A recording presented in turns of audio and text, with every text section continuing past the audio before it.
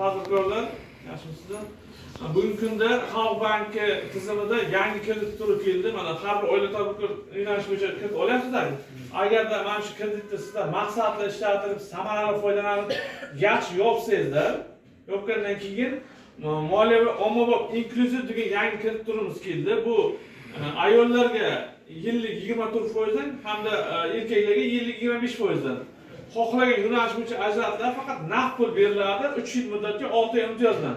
Naqd pul 50 million shuni bank kassasiga sanab olasizlar, kafil bo'ladi albatta. Faqat sizlar yaxshi kredit tarixiga ega bo'lib, undan keyin samarali foydalangan bo'lishlaringiz, maqsadli foydalangan bo'lsa, mana shu kredit turimiz kelgan.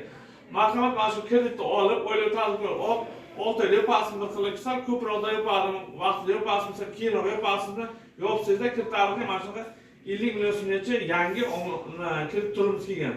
Mana shu kreditni tavsiya qilaman.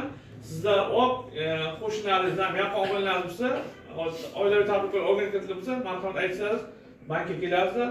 3 kunda kredit ajratib beramiz. Olayotgan odam ham oylikka ega bo'lish kerak. Yo'q, shart emas. O'z-o'zini band Faqat qiladi. kafil kerak shunaqa. Faqat kafil. Kredit olingan, oldinroq deylik, olgansiz o'sha shekilda. Bir necha kun kechiktirgansiz, qanaqadir sabab bo'yicha. Siz kredit tarixingiz yomonlashdi.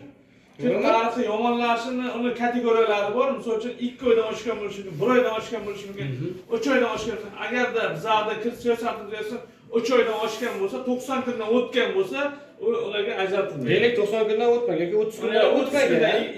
60 kundan o'tgan bo'lsa, masala yo'q, berilaveradi. 30 kundan o'tmagan, lekin siz keldingiz, o'sha kreditga muddatidan oldin yopdingiz. Kredit tarixi tiklanadimi? Ya'ni 1 yilga olgansiz, lekin siz 1-2 oy to'lay olmay qolasiz, pul bo'lmay qoldi. Keyinchalik pul bo'ldida 6 oyda yopdingiz. O'sha 1 yillik kredit. 3 oydan oshmagan bo'lsa bo'ldi, 3 oydan oshmagan bo'lsa. Kredit olgan odam chetga chiqish mumkinmi? Mumkinmi? Arziz bo'lmasa.